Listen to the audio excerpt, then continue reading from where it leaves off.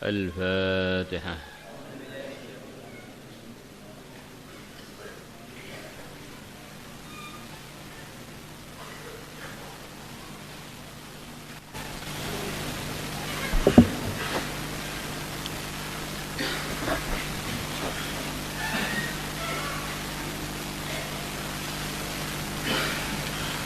بسم الله الرحمن الرحيم. ثواب من رجا الله وأحسن الظن بالله. Pahalanya orang yang berharap kepada Allah dan berhusnudzon dengannya. Ini di antara tuntutan iman. Selepas orang itu yakin Allah yang menciptakan, Allah yang memulakan segalanya, yang memiliki segalanya. Allah di antara sifatnya adalah ahkamul hakimin, paling bijak, arhamur rahimin, paling sayang,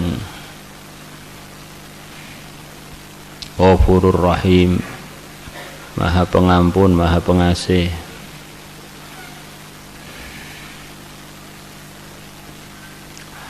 Maka di antara tuntutan iman dengan sifat-sifat Allah adalah orang itu sifat-sifat Allah yang berkaitan dengan anugerah-anugerahnya,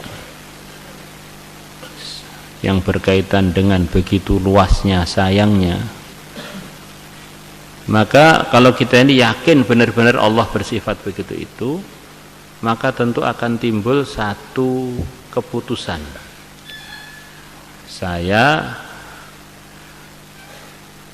tidak pantas untuk berharap kepada selain Allah, dan saya tidak pantas untuk putus asa dari Allah.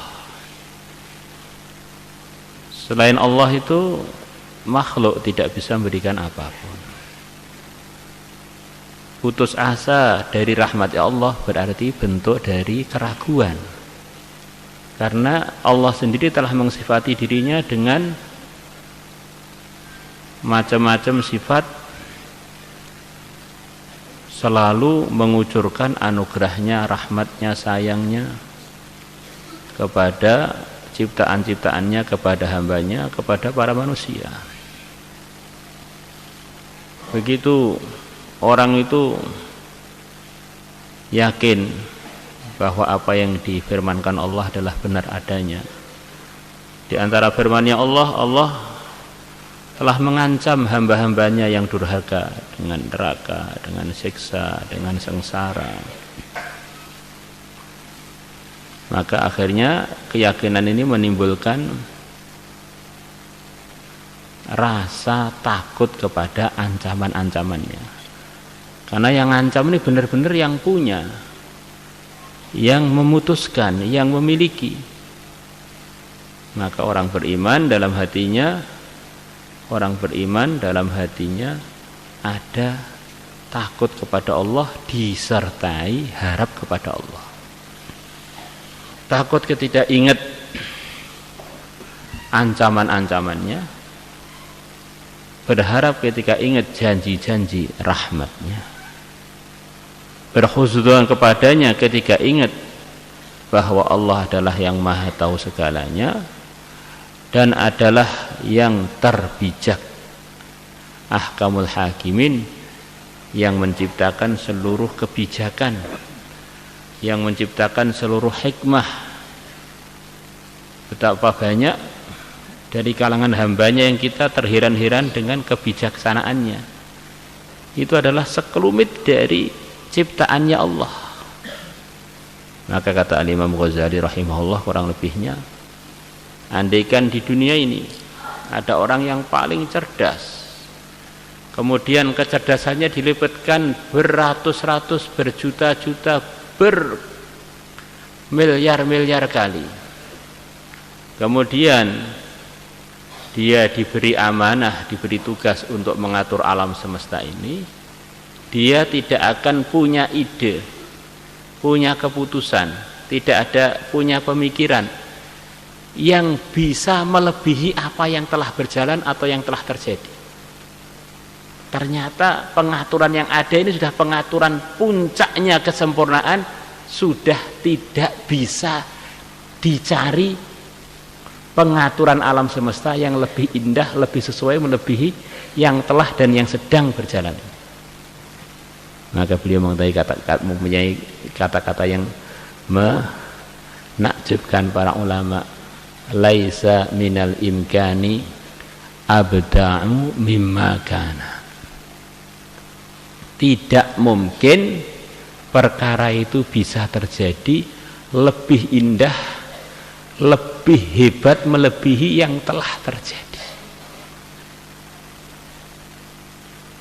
Lah kalau santri ngantuk di kelas itu bagaimana, Pak? Ya itu yang terbaik untuk dia, begitu itu. Nanti kalau dia jadi wali gede sementara ngantuan kan nggak cocok kan. Lah ngantuan tuh akhirnya walinya nggak patek gede-gede banget, akhirnya pantas. Itu terakhir ngantuan harus piye neh. Ya, semuanya itu serba cocok semua. Lah saya ini hitam coklat nggak ganteng gimana, Pak? Itu paling sesuai. Kalau wajah kamu, wajah kita ini seperti orang bule atau orang Eropa, sementara kita ini tinggalnya di Indonesia, malah orang-orang berburuk sangka ini berkat dari mana ya?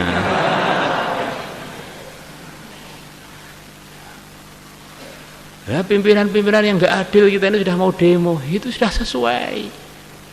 Kalau orang-orang Islam soft salatnya bengkok, maka Allah akan datangkan pimpinan-pimpinan yang zalim. Dan nanti sholatnya bengkok, bahkan softnya aja sering di masjid-masjid belum ada, yang diluruskan belum ada. Kemudian pimpinan-pimpinannya jadi adil semua, ya kok enak men. Orang Islam tengkar di mana-mana, itu memang amalannya juga semeraut di mana-mana. Kalau amalannya baik semua, ya akan rukun semua. Maka apa yang telah terjadi itu ya paling sesuai.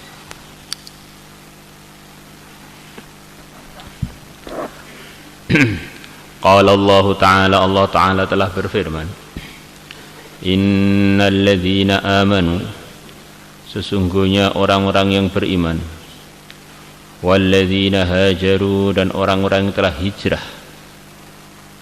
meninggalkan kampungnya untuk menuju daerah lain demi ridhonya Allah, demi agama, wajahadu, dan mereka telah berjuang fi sabilillah, dalam membela agama Allah, memperjuangkan agama Allah di jalannya Allah, di jalan perjuangan. Ulaika, orang-orang yang punya sifat-sifat tadi, iman, hijrah, berjuang, yarjuna, mereka mengharapkan rahmatullahi, sayangnya Allah, wallahu, dan Allah ghafurun, adalah maha mengampuni, rahimun, maha mengasihi. Di antara sifat-sifatnya orang yang diridhai Allah, yang Allah janjikan akan ampuni mereka dan akan kasih mereka, adalah beriman.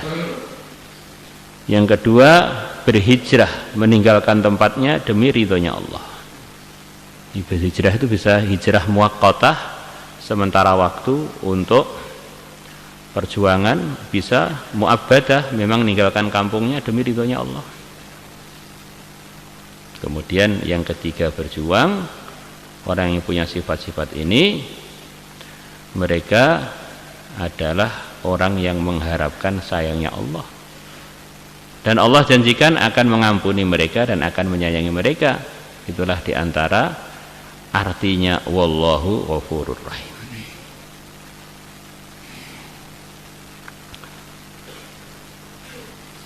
Wa qala ta'ala, dan Allah Ta'ala telah berfirman mengsifati hamba-hambanya yang diridhai, yad'una, mereka berdoa, rabbahum, kepada Tuhan mereka, khaufan, dalam keadaan takut karena ingat siksanya, ancaman-ancamannya, wa tama'an, dan disertai berharap kalau mereka ingat dan yakin pada janji-janji rahmatnya. Wa mimma razaqnahum yunfiqun, Dan dari sebagian yang aku telah berikan rizki kepada mereka, yunfiqun, mereka menginfakkannya.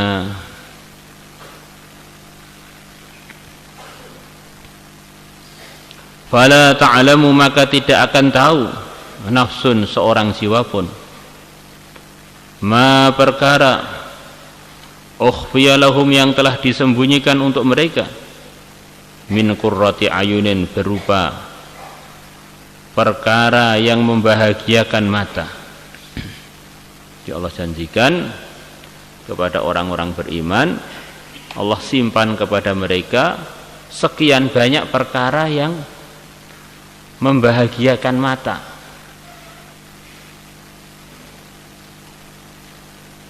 Dikagetkan dengan nikmat ini, anugerah ini, fasilitas ini, dan seterusnya di surganya Allah.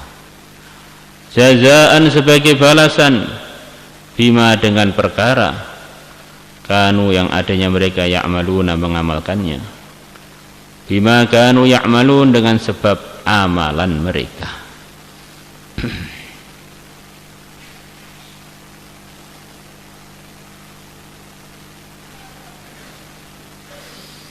Wa qala ta'ala, Allah Ta'ala telah berfirman, innal ladzina, sesungguhnya orang-orang, yatluna kitab Allah, yang mereka membaca kitabnya Allah, membaca Al-Quran,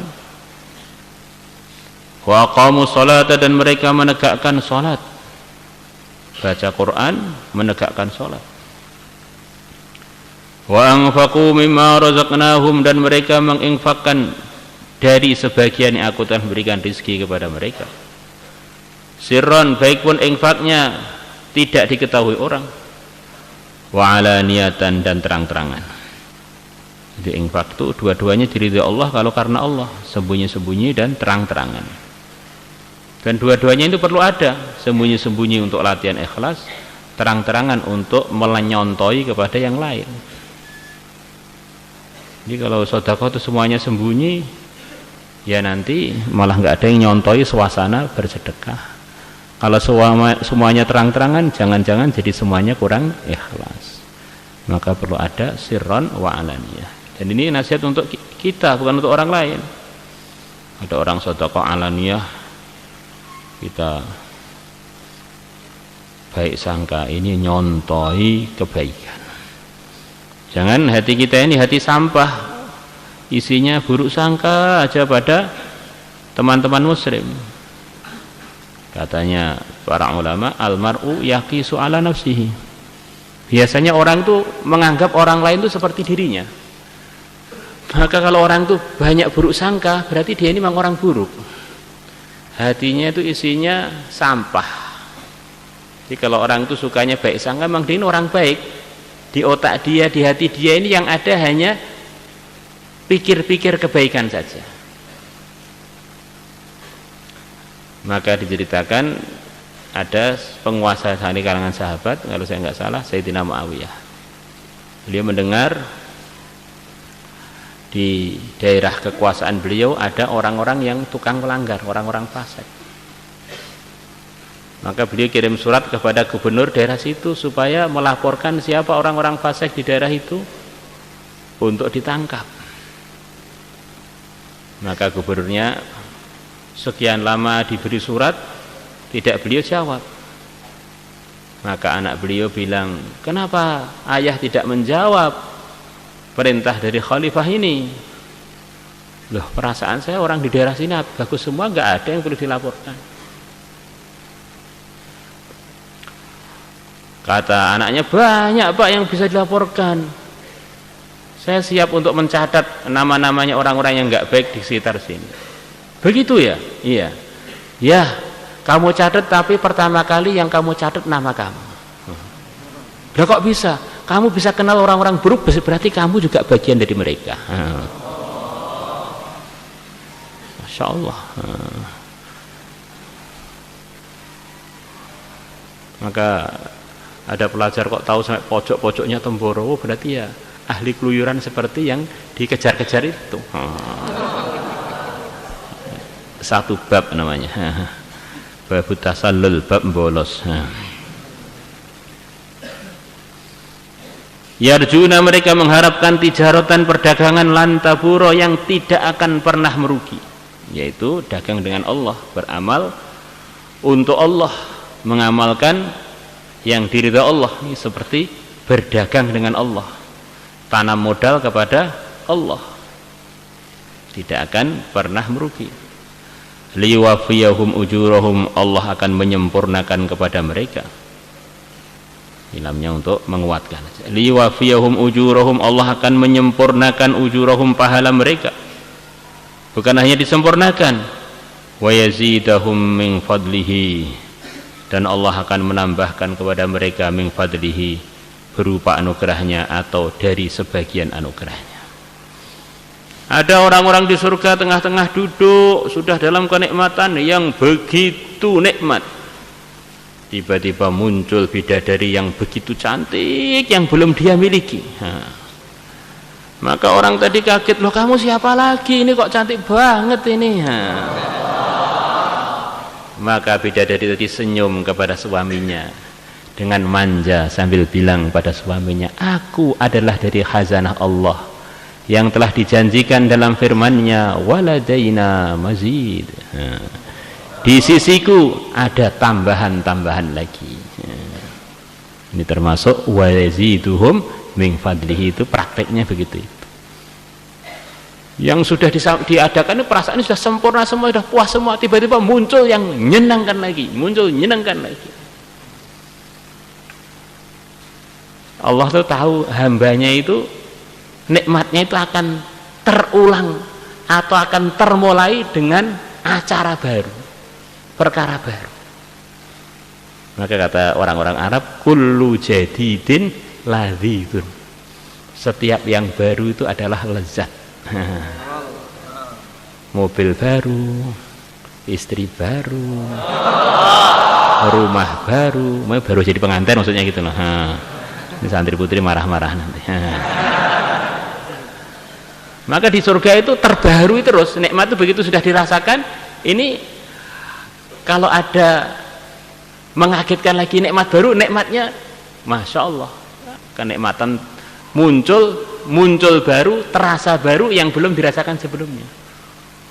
Ya namanya manusia itu di surga tetap saja makhluk kan, bermula, maka membawa karakter, yaitu setiap diberi yang baru dia merasakan kenikmatan baru. Jadi di surga itu nggak ada nikmat usang, nggak ada, terbaharui terus, baharui terus. Nah, masa isinya terbaharui? Iya terbaharui. Nanti setiap hari Jumat orang-orang akan pergi dengan istrinya ke pasar Jumat. Di pasar Jumat itu ada sesi, ada satu acara, masuk ke ruangan yang di situ itu Allah tampakkan gambarnya orang yang ganteng yang belum pernah ada di benaknya orang-orang yang punya wajah di surga itu, dan orang-orang yang cantik yang belum pernah ada di benaknya orang-orang yang di surga itu. Maka begitu masuk ke situ itu, suaminya pengen jadi seperti ini, langsung jadi seperti itu. Istrinya pengen jadi seperti ini, jadi situ. Jadi setiap Ahad sekali, setiap Jumat sekali minimal ada pembaharuan wajah. Sekaligus badannya, sekaligus semangatnya. Belum lagi nikmat-nikmat yang lain. An-ni'am tatajaddad fil jannah. Nikmat surga itu terbaharui. Karena makhluknya ini bukan kekal asli, dikekalkan. Maka membawa pembawaan asli, yaitu ya suka yang baru terus dibaharui terus. Itu nikmat surga. Kalau nikmat dunia itu ya namanya nikmat, tetap aja perlu kita syukuri nikmat. Tapi rasanya itu di hari pertama, di jam pertama, lepas itu berkurang. Di dunia itu kata sebagian ulama, enaknya itu waktu mencari. Begitu sudah mendapat nikmat itu rasanya berkurang.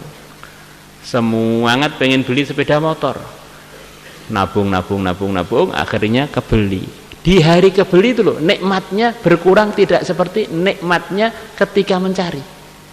Hari kedua sudah berkurang lagi, 6 bulan sudah pengen jual. Ini nikmat dunia itu begitu itu.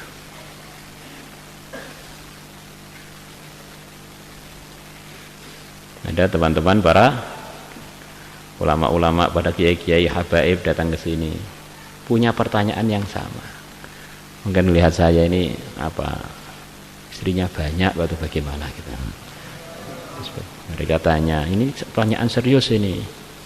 Apa? Bagaimana resepnya punya istri lagi tanpa risiko?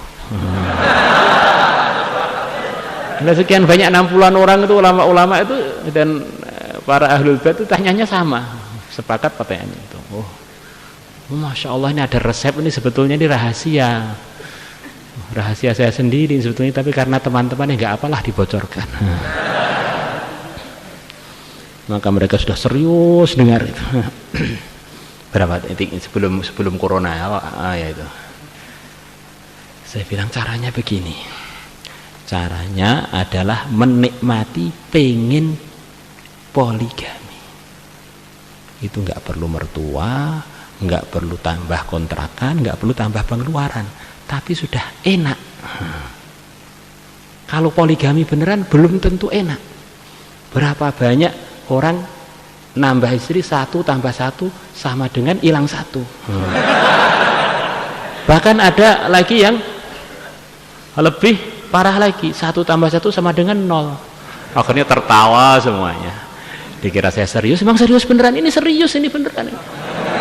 Ini sebetulnya rahasia. Kan poligami perkara halal, kalau kita pengen perkara halal. Berarti pengen tok sudah enak, nggak perlu mertua marah, nggak perlu istri cemburu, tapi berhasil mendapatkan nikmatnya pengen poligami. Tetapi kalau poligami beneran belum tentu setiap orang bisa menikmati. Maulaya salli wa sallim daiman abada ala habibika khairil khalq.